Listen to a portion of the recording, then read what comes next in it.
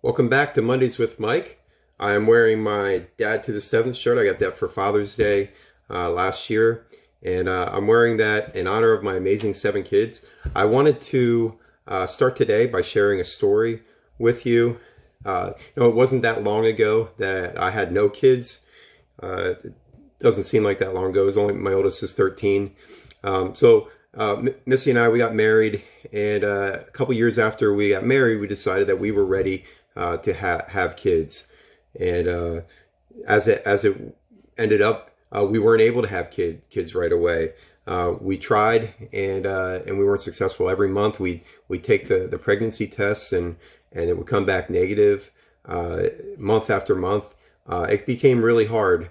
I didn't even look forward to the tests anymore. I kind of dreaded them because I kind of knew what was going to come back. So this went on for 18 months. And in the midst of that, God was dealing with a lot of things on Missy's heart. And there was a shift in her heart where she made a conscious choice, instead of being upset and bitter about this, that she decided to rejoice with others rejoice. A lot of people that we knew were getting pregnant. Our friends were getting pregnant. People who weren't even trying were getting pregnant. You see on the news people who don't even want to have their babies. And here we are. We want to have a child, and we can't. And she made a decision, instead of being bitter and sad about that she would rejoice with them. So we started buying better presents for our friends who got pregnant. I think she even threw a shower or two for a couple of friends. We tried to bring encouragement and truly show that we were happy. It wasn't easy, but in that, it released something in her. And it wasn't that long after that we actually did get pregnant. It was almost 2 years. Once that shift happened, it really didn't take long. And I'm convinced that if that shift hadn't happened, I wouldn't have the 7 kids that I have today. I may not have any kids today. Have you ever been in that place where everybody else is getting what you want? Maybe you're more talented. Maybe you feel like you're more deserving. You work just as hard as they do, but they have what you want and you don't. These are oftentimes tests of the heart, and your response is really going to often determine where you end up landing, whether you end up actually seeing your dreams even become a reality.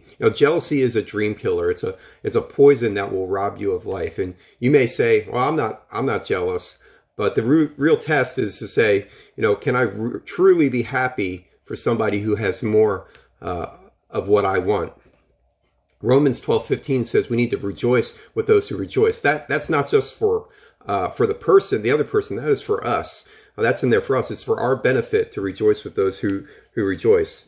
If you can find your way to do that, you'll get thankfulness. And when you have thankfulness, that'll bring you peace. If someone got the promotion that you want, be happy for them. Better yet, start hanging out with that person. People say, show me your friends and I'll show you your future.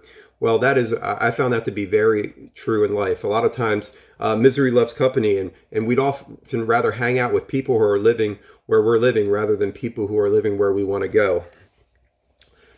You don't need to hang around people who want to share in your misery. You really want to aim your target for the people that have what you want. And if you want a better job, then start hanging out with that person who got the promotion that you deserved. If you want peace, start hanging out with people who have peace.